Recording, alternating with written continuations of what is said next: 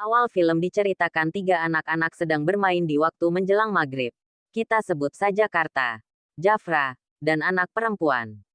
Pada saat menjelang maghrib si anak perempuan itu mengajak pulang Jafra dan Karta, namun mereka menolak.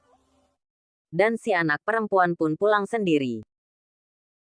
Pada saat yang bersamaan, gatrik yang mereka mainkan pun harus terlempar jauh ke dalam hutan.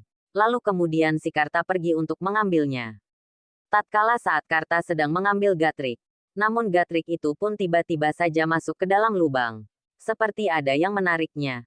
Dan pada saat Karta mengambilnya, tiba-tiba ada sesuatu yang menarik tangan Karta sehingga ini yang terjadi.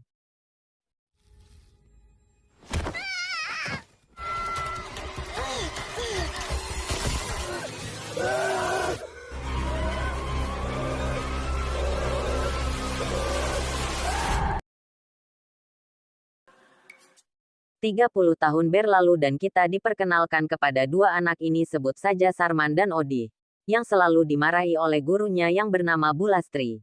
Lantaran mereka selalu telat datang ke sekolah, tentu saja mereka berdua pun diberi hukuman oleh Bulastri. Makanya, kalau ibu ngomong itu dengarkan. Jangan masuk kuping kanan, keluar kuping kiri. Dan jangan lupa kita kenalkan juga anak perempuan ini, kita sebut saja Ayu. Yang dimana si Ayu ini selalu mendapat pujian dari Bulastri dikarenakan si Ayu ini murid yang paling teladan di sekolahan ini sehingga Bulastri pun memberi hadiah sebuah pensil kepada Ayu. Buat kamu ya. Oh, Cai. Ya. Bu, tadi pagi kamu dicariin bapak. Waduh, Di, lalin aku, Di. Jangan ngobrol.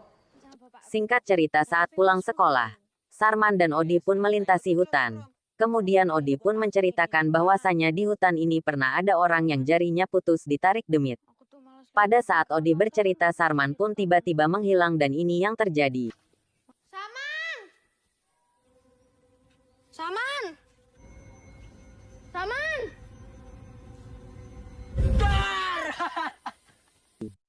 Ya, Odi pun dikagetkan oleh Sarman tiba-tiba menghilang dan muncul secara tiba-tiba.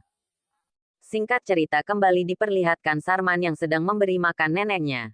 Tiba-tiba pintu di rumahnya terbuka dan ternyata itu adalah abangnya yang baru saja pulang kerja. Dan kemudian Sarman pun menceritakan bahwa madu yang abangnya berikan belum dititipkan ke warung. Lantaran kesiangan saat hendak berangkat sekolah. Abangnya pun marah sehingga ini yang terjadi. Santai dong, Mas. Suwe. Mbok ndak usah ikut-ikut. Keesokan harinya Sarman berangkat sekolah sambil membawa madu abangnya, dan ingin mengantarkannya ke warung bapaknya si Ayu. Namun kembali kesiangan dan madu itu dibawa ke sekolah. Dan tentu saja Sarman dan Odi kembali dimarahi Bulastri dan kembali diberi hukuman. Tentu saja Sarman merasa kesal kepada Bulastri. Sore harinya Sarman dan Odi pun pergi keluar untuk menonton acara wayang di kampung sebelah. Dan mereka pun membicarakan Bulastri yang selalu menghukumnya. Sontak Sarman yang merasa punya sifat dendam pun mendoakan Bulastri untuk segera mati. Beralih ke Bulastri di rumahnya saat dia baru saja pulang dari tugas sekolahnya, tiba-tiba ada yang mengetuk pintu rumahnya. Tetapi saat dibuka tidak ada siapapun.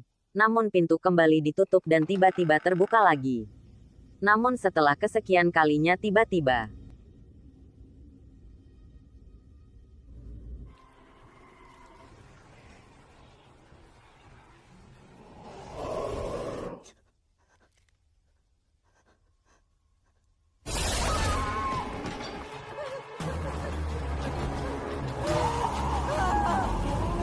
ternyata sosok hantu menyeramkan dan naas Bulastri pun harus tewas oleh sosok menyeramkan itu.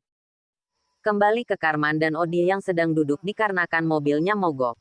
Tiba-tiba ada 2 bapak-bapak yang hendak pergi ke rumah Bulastri dan memberitahukan bahwa Bulastri telah meninggal. Sontak Sarman yang mendengarnya pun langsung kaget dan terdiam dan menyesali ucapannya saat di mobil tadi. Keesokan harinya Sarman kembali ke rumah Bulastri dan ikut mendoakan. Saat Sarman bengong dan meratapi jasad Bulastri, namun tiba-tiba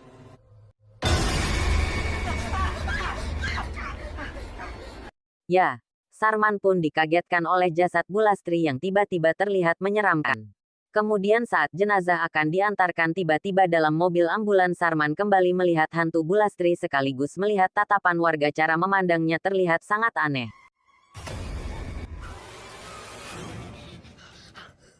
Namun untung saja yang tadi terjadi itu hanyalah mimpi buruk di siang bolong.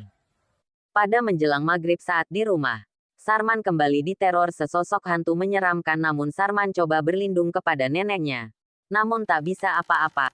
Kemudian Sarman pergi ke dapur untuk mencuci mukanya. Namun ada sosok aneh menyeramkan keluar dari tong air. Saat Sarman terdesak, kemudian ini yang terjadi.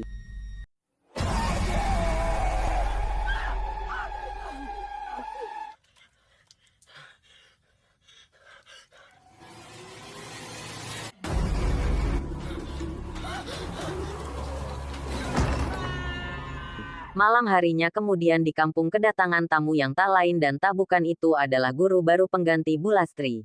Yang masih muda dan cantik, kita panggil saja ia adalah Bu Nengsi. Bu Nengsi itu memperkenalkan dirinya kepada warga. Dan di situ juga ada Ayu. Kemudian ia coba merayu Ayu dan menunjukkan kepadanya bahwa dirinya adalah guru yang baik. Nengsi, sampai ketemu nanti ya di sekolah. Pagi harinya Bu Nengsi mulai mengajar. Dan di situ Odi baru saja datang tanpa Sarman sahabatnya, namun seperti biasa ia selalu kesiangan. Kemudian Bu Nengsi pun menyuruh masuk ke dalam tanpa menghukumnya. Tentu saja Odi merasa senang karena guru barunya baik dan lembut. Beralih ke abangnya Sarman yang baru saja pulang nguli. Dan ia pun menagih julan madunya ke warung. Namun pemilik warung mengatakan bahwa Sarman tidak pernah mengantarkan madu sudah beberapa hari. Sontak abangnya Sarman pun langsung bergegas pulang dalam keadaan marah. Setelah sampai rumah, kemudian Sarman dipukul habis-habisan tanpa ada perlawanan. Namun ini yang terjadi.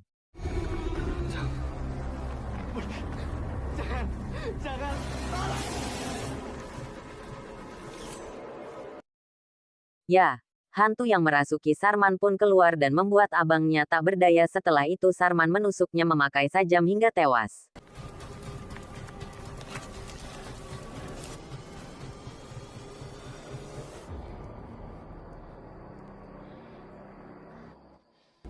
Di cerita selanjutnya kita akan diperlihatkan kepada seseorang yang berpenampilan seperti orang gila, kita sebut saja Karta. Menggantungkan sesuatu di rumah warga dan tidak tahu untuk apa tujuannya. Dan di pagi harinya pada saat Ayu dan bapaknya membuka warung, tiba-tiba Sarman sudah ada di luar rumahnya. Dengan tingkah aneh dan memberikan madu kepada bapaknya Ayu. Dan hendak dibuka tiba-tiba. Ya, di dalam wadah itu bukanlah madu melainkan adalah darah. Sontak Sarman langsung berlari dengan tingkah anehnya. Siang harinya saat Ayu di sekolah, tiba-tiba dia seperti dihantui sosok Bu Lastri yang terus memantaunya selama di sekolah. Dan ini yang terjadi.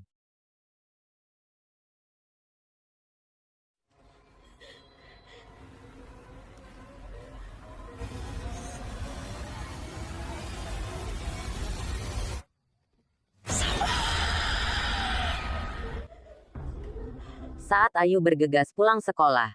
Setelah sampai rumah, di situ sudah ada Pak Lurah dan Pak Hansip yang sudah curiga dikarenakan sudah banyak kejadian di desanya. Kemudian bapaknya Ayu pun mengajak Pak Lurah untuk pergi ke rumah Sarman. Dan kemudian di situ datang Odi yang hendak berbelanja. Namun ketika di rumah Sarman saat Pak Hansip membuka pintu rumahnya, tiba-tiba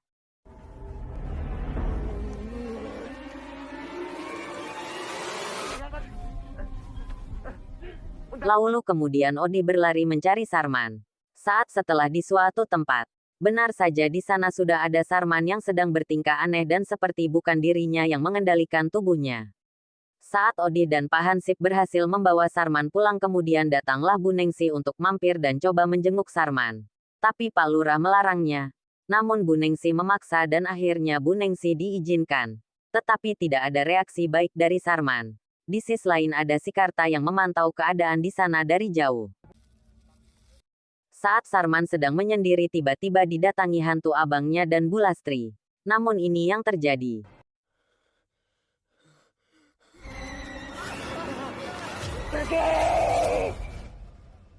Ya, Sarman pun naas harus tewas dengan cara menggantungkan diri.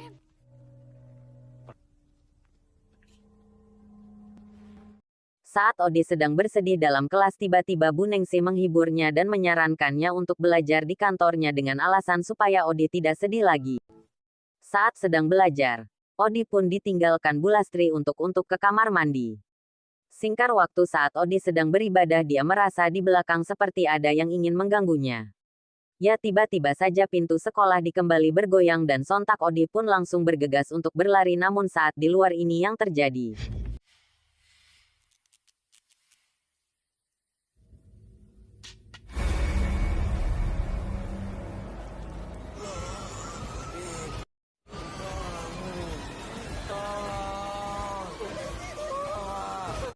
Ya, Odi pun berhasil dirasuki roh jahat sama halnya seperti yang dialami Sarman sebelumnya. Saat di sekolah pensil pemberian Bulastri jatuh. Saat sedang diambil tiba-tiba, hantu Bulastri pun kembali muncul. Di cerita lain ada dua orang yang hendak masuk ke masjid untuk memukul beduk tiba-tiba ada bangkai binatang di dalamnya. Disertai cerita Ayu yang sedang membawa sepeda bertemu Odi sambil membawa sajam. Lalu mengejar Ayu sampai masuk ke dalam rumah warga saat hendak ingin menusuk Ayu untuk saja Pak Hansip datang tepat waktu lalu memukul Odi dari bekakang.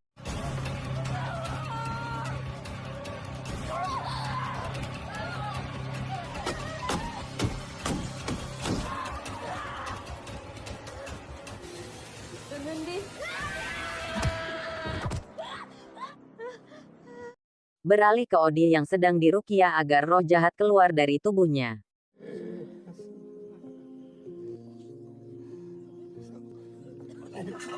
Setelah berhasil mengeluarkan roh jahat dalam tubuh Odi, di luar sudah ramai warga, yang dimana warga pun menceritakan kejanggalannya di kampung ini, dan mencurigai sosok Karta yang belakangan ini tingkahnya terlihat aneh, dan pernah terpergoki oleh warga pernah menaruh jimat di depan rumah salah satu warga.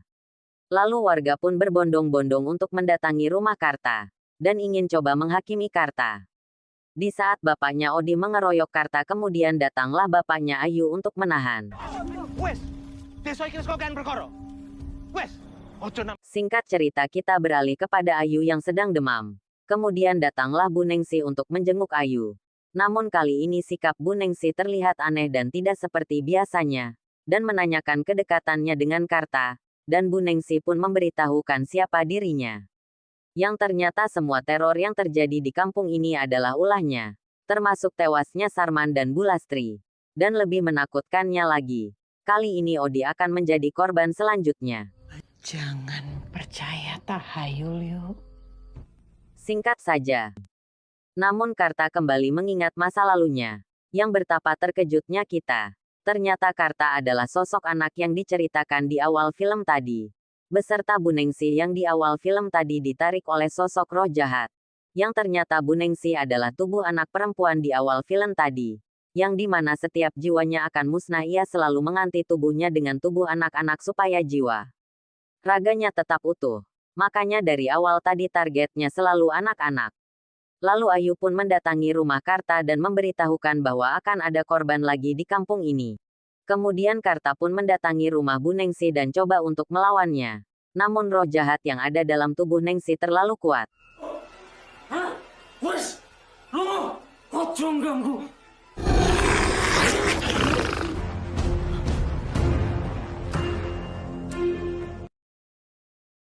Lalu Karta pun pergi ke hutan tempat di mana roh jahat itu tinggal. Dan dibarengi Odi yang tak lama lagi tubuhnya akan diambil dan diisi roh jahat. Namun Ayu pun datang dan coba memanggil Odi.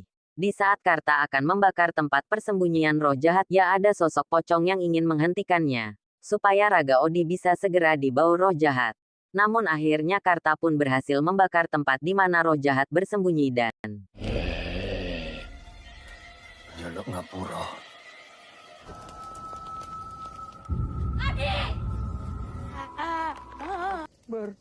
Allahu Akbar.